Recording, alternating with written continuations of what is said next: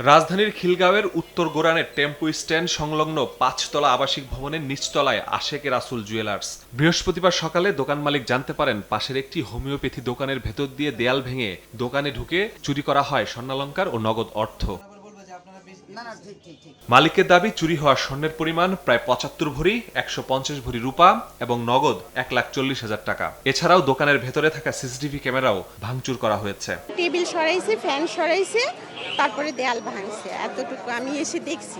CC camera ভেঙে নিয়ে গেছে এবং সিসি ক্যামেরার যে ডিভিআর ছিল, যেটাতে ভিডিও ফুটেজ হয়, ধারণ হয়, সংরক্ষণ হয়, সেটাও ঠিক আছে, ওরা যারা আসছে তারা নিয়ে গেছে। পরে ঘটনাস্থলে আসে সিআইডির ক্রাইম সিন ইউনিট। দুর্বল নিরাপত্তা ব্যবস্থার অভিযোগ তুলে ভুক্তভোগীরা দ্রুত জড়িতদের শনাক্ত ও গ্রেফতারের দাবি জানান। এটা আমার একদিনের ব্যবসা না, আমি খুব ছোট থাকতে এখানে আসছি, 22 বছর এখানে দোকানদারি করে আমার সারা জীবনে আমি যা এখানে সংগ্রহ করছি সবগুলো ওরা নিয়ে গেছে। পুলিশ জানায় সিসিটিভি ফুটেজ সংগ্রহ করে চুরির সঙ্গে জড়িতদের দ্রুত শনাক্তের চেষ্টা চলছে। খুব বেশি সিসিটিভি ফুটেজ এই এলাকায় নাই, আমরা তারপর আশেপাশের এলাকাগুলো দেখতেছি। ঘটনার তথ্য উদ্ঘাটন এবং চুরকে শনাক্ত করার জন্য আমরা চেষ্টা করতেছি। চুরকে গ্রেফতার করব বা যারা এই ঘটনার সাথে জড়িত তাদেরকে গ্রেফতার করব এবং ওই খোয়া যা মালামাল উদ্ধারের চেষ্টা করব। স্বর্ণালংকার চুরির ঘটনায় এলাকায় চাঞ্চল্য তৈরি হয়েছে।